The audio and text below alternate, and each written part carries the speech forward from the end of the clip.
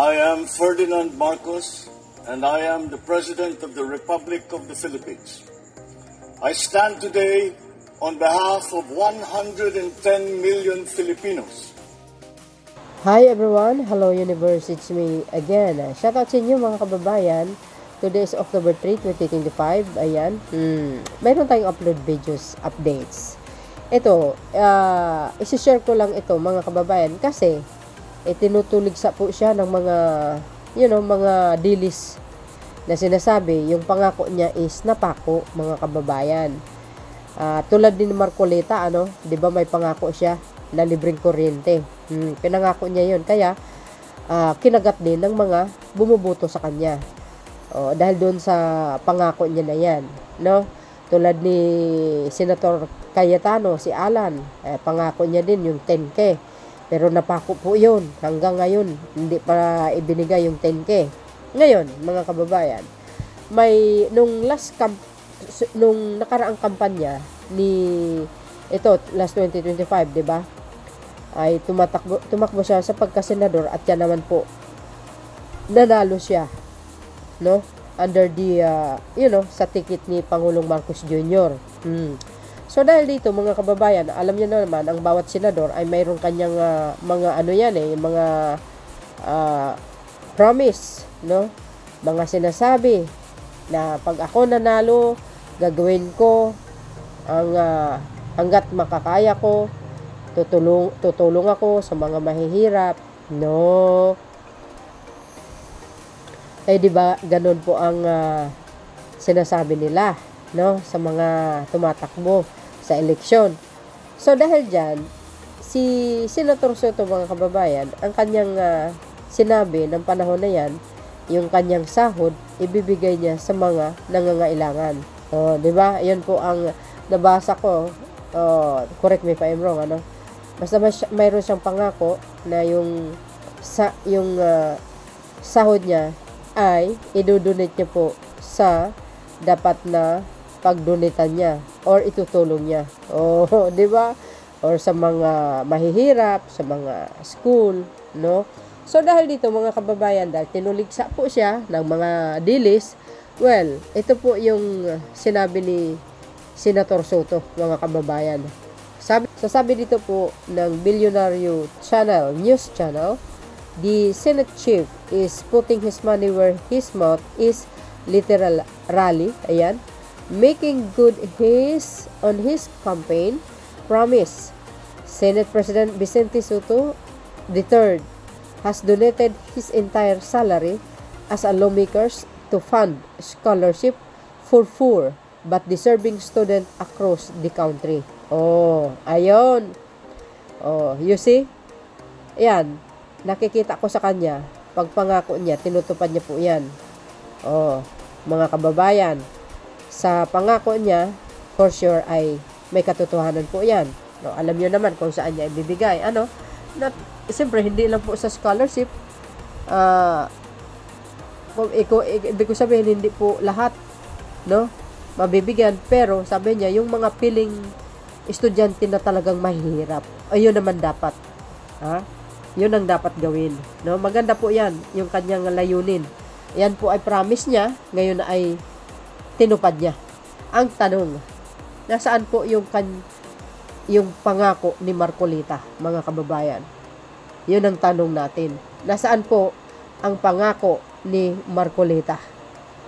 Na libreng kuryente na sinasabi niya. Kaya sa susunod na eleksyon, mga kababayan, mag-ingat po kayo sa mga kandidato, lalo na tumatakbo sa pagkasenador, yung mga pangako nila na tulad ng balat sibuyas, di ba?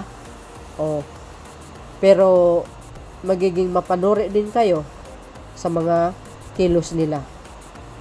Iboboto nyo yung tama. Pero yung mga kampo ng mga kadiliman, na mga alipores na impakta ngayon, nako, maghunos dili kayo, mag-ingat kayo sa may gusto nyong iluklok sa Senado.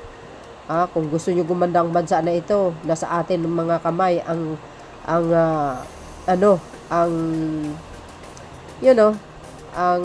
nakasalalay ang kanilang pagkapanalo, mga kababayan.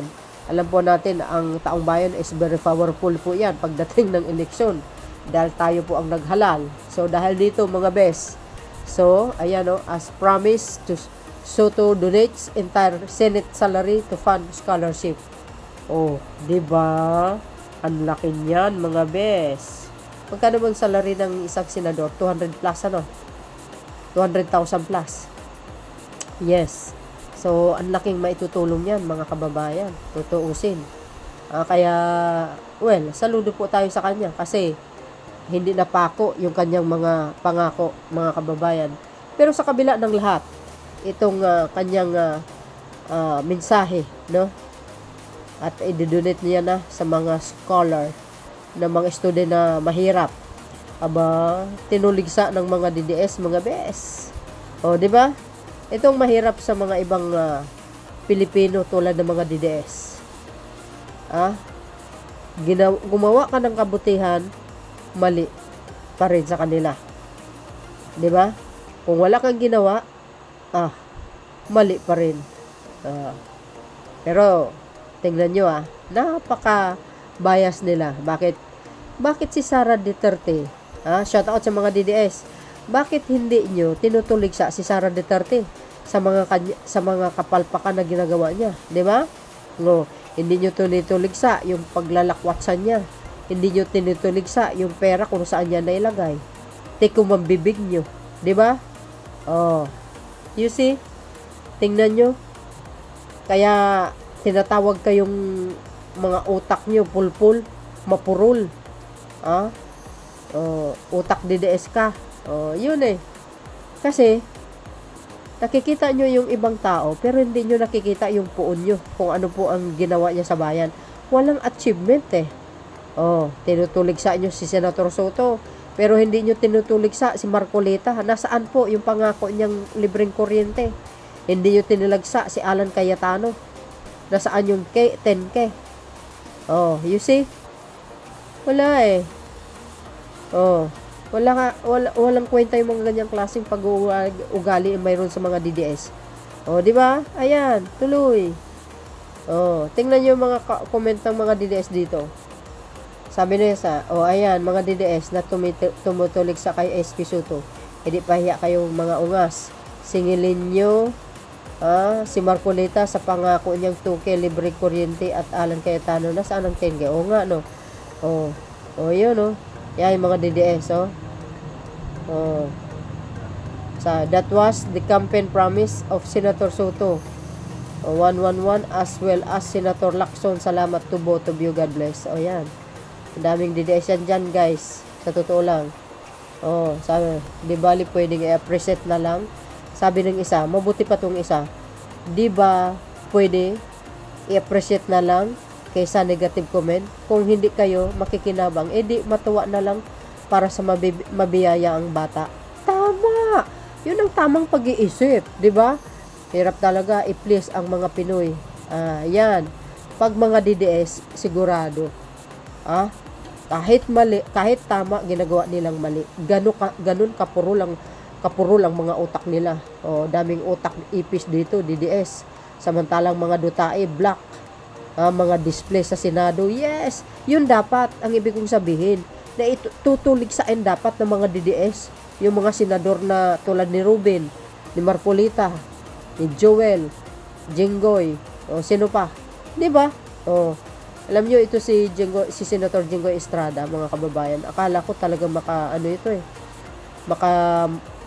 suportado niya si PBBM, hindi pala. Di ba tumakbo yan sa ilalim ng unit team? Grabe, kung alam ko lang, hindi ko na binoto. Sayang talaga, ayan, DDS yan.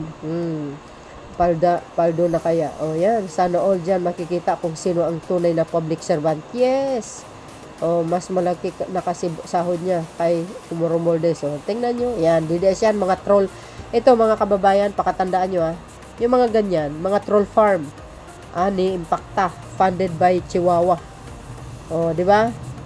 Hope that there should be more of this gesture to the public servant. This will make a difference to the poor, talented student that can pursue their studies just because they can't afford. Yes, yun ang dapat. Mas malaki pa kasi bayad. O, yan. Yan. Ito, troll. Ito, troll. Troll yan. Ito galing sa troll farm. Makikita nyo mga profile nila, puro nakalak.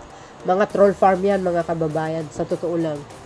Mga alipores ni, ano yan, ni Impacta. Totoo. Oh, he who has limits yet gives his all just through service. It's not the amount, but the heart behind the act of inspires. Thank you, Senator Soto, for your genuine service to the people. Yes. Oh, yun. Oh, tapos si Soto, ay, si ano naman, oh, si Marcolita, nasaan yung libreng kuryente niya? O, di ba, mga bes? O, ito, pinatunayan natin si SP Soto, tinupad ang kanyang pangako. So, yun mga kababayan, ang aking pinaka-latest updates. See you again on my next upload. Bye-bye, bayan, babus. God bless, Philippines.